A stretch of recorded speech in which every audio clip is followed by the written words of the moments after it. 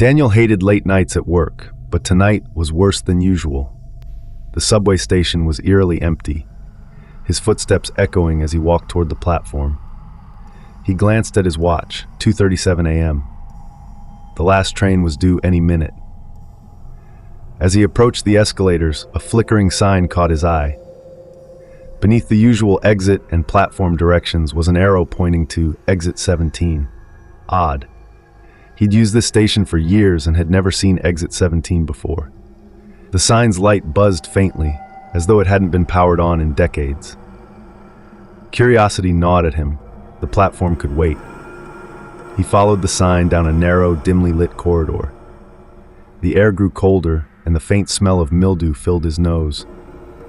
The hallway felt endless, twisting and turning in ways that didn't seem architecturally possible. Finally, he reached a heavy steel door.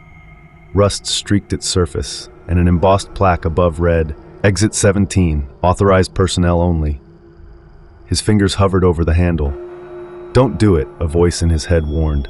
But something, whether it was exhaustion or morbid curiosity, pushed him forward. The door creaked open, revealing a set of concrete steps descending into darkness. He hesitated, but eventually took the steps two at a time, his phone's flashlight illuminating the way. At the bottom, he pushed through another door, stepping out into sunlight. Daniel blinked. He was outside, standing in the middle of a city street. But something was wrong. The air felt heavy, the kind of stillness that follows a fresh snowfall, only there was no snow, just silence. Cars lined the streets, but their models were decades old. A faded billboard advertised a brand new 1986 Ford Taurus. "Am I dreaming?" he muttered aloud, his breath forming visible puffs in the chill air. He walked down the street, calling out, "Hello? Anyone here?" His voice echoed unnaturally, bouncing back distorted. The city was frozen, literally and figuratively. Storefront mannequins stared blankly at him. A newspaper stand displayed a headline from 1986. "City freezes after mysterious event." Heart-pounding, Daniel realized the people weren't just gone. They had never been here. It was as if the city had been built and abandoned in the same breath. He fumbled for his phone, but it showed no service. Then, a sound, soft at first, like whispers carried on the wind. It grew louder, a chorus of overlapping voices, all speaking in desperate, panicked tones. He turned and saw something that made his blood run cold, the shadows of people. Not actual figures, just their outlines, hundreds of them, forming on the walls and pavement around him. They moved, shifting like a crowd gathering for an event. Daniel backed away, but no matter where he turned, the shadows followed, growing closer. The whispers became clearer, fragmented sentences.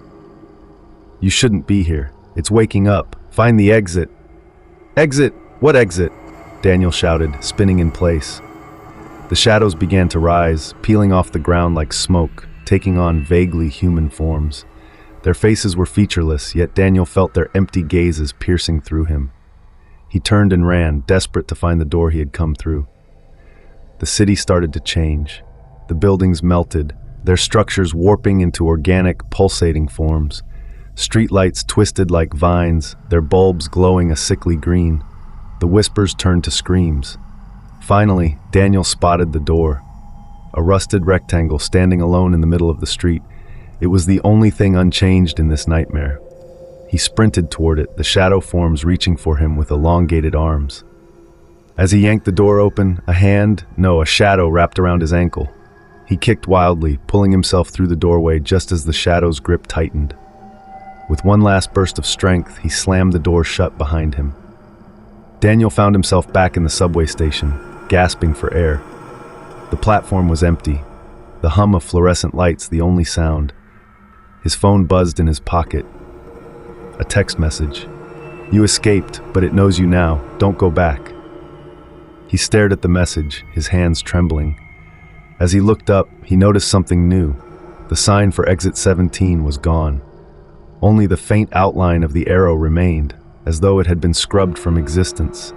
The distant rumble of the approaching train snapped him back to reality. But as Daniel boarded, he couldn't shake the feeling that the shadows had followed him.